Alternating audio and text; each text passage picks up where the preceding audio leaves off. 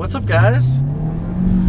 This is Tom Burkhardt from Car Revs Daily in the 2017 Hyundai Elantra Eco. So this car is brand new. It is not out yet, and it will be coming to showrooms in the next 6 months, and is the most efficient member of the new Elantra family.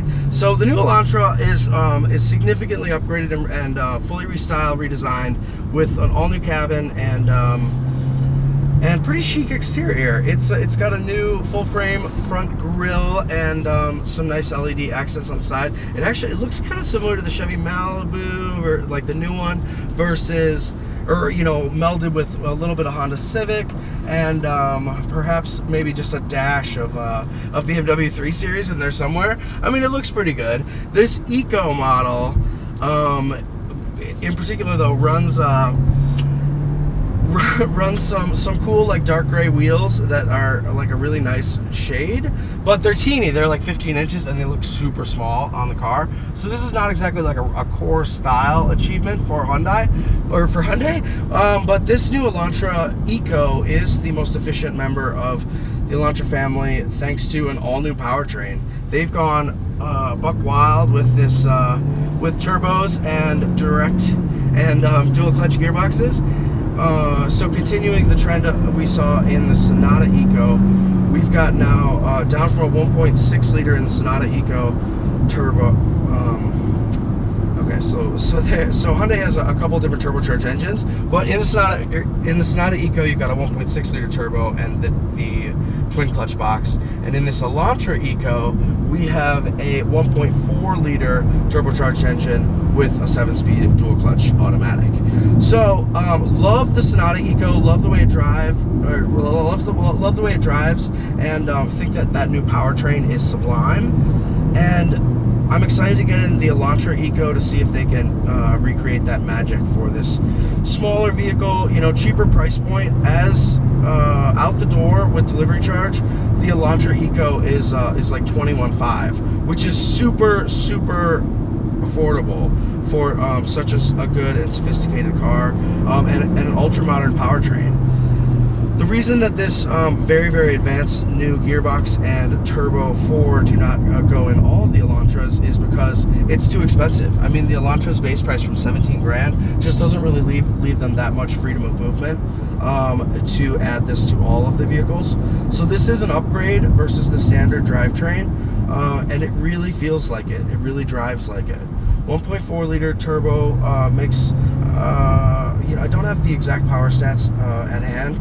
However, it is just as quick as the 147 horsepower top engine for other Elantra trim levels, and it's much more efficient. So this Elantra Eco is 32 city and 40 miles per gallon highway, which is exceptionally good for any non-hybrid, and it really delivers that in the real world. So that is great to see. The car drives extremely well. I'm really impressed. Steering feels really good. Drive position is very good. We even have drive modes. So I've been in normal this time, but we'll pop it into sport and see if it drives a little differently. We don't have shift paddles though, which is really curious, because with a twin clutch gearbox, you know, that's one of the things that a DSG type box really excels at. So it would be nice if it had paddles, but that's okay. All right, we're gonna pop out here. Nice. Really imperceptibly smooth upshifts.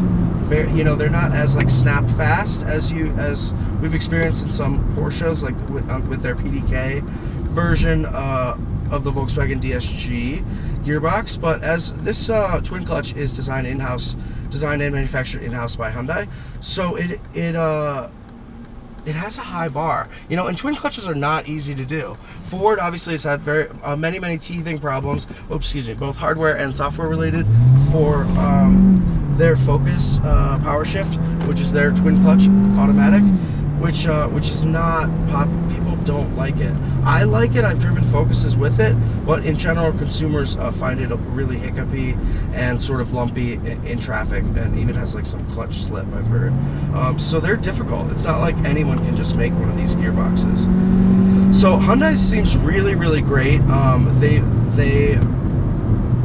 They're right on the ball. I can't really tell much difference with the sport mode on, but the car already drives very, very nicely. This is a great car. Hyundai has been evolving so fast that it can be sometimes hard to keep track of, you know, which models are my favorites and which ones are sort of, you know, I think personally, if in order for me to buy one, I would want it to have, you know, more work done on it. Like, I really like the Sonata Eco and the Genesis all-wheel drive, for example, but I don't love the Sonata Sport or the base Sonata or the Genesis rear-wheel drive, which is like which is weird, right? You know, usually when you like a car or even like a brand, I mean, it can sort of extend up and down the range because there is a lot of consistency. However, with Hyundai's very rapid evolution, with their engineering, design, quality, technology, I mean, all that stuff, I mean, they are really world class these days. It's just, it comes in spots and dots to the vehicles. So this new Elantra, though, is terrific. It builds on the strength of the new Hyundai Tucson, which is significantly wider and cooler than a lot of its rivals, like the VW Tiguan and you know, RAV4, CR-V, stuff like that. It's just a much more engaging vehicle with so much sophistication in its drivetrain that you really, you know, respect it like you would, you know, an awesome performance brand. So this Elantra Eco is definitely my instant favorite for the Elantra range because I love the drivetrain, and I think that, you know, like we said, it's the most sophisticated. It shows this is Hyundai. This is the you know, they've got their smartest guys working on this. So, and they're doing really good stuff. So in that regard, this is my favorite one, but still wishing for like Eco Sport, you know, a real Eco, like a sport model with the Eco type powertrain, with the twin clutch box and maybe a big turbo. Because so far these Eco models have been so focused on achieving those MPG goals that they haven't been, you know, as cool as I would have liked. You know, I really would like some bigger wheels. There's a new Chevrolet Volt right there. Some bigger wheels that provide, you know, better look and more road holding in corners. But as it stands, even with these 15s, this Elantra Eco makes any hybrid a very, very difficult upgrade to justify, because this is just so efficient all the time. Just what it does, just what we do, baby. All right, well, the 2017 Elantra Eco is coming out, I believe, like around July, August into showrooms, and is about a $2,000 premium over the base model. But for people who love the most advanced drivetrains and technologies in the world, this is definitely the one to go for. It's a fantastic 7-speed twin clutch automatic and a very, very advanced 1.4 liter turbo 4. All cutting edge stuff, guys. All right, this is Tom Berger from Car-Revs Daily.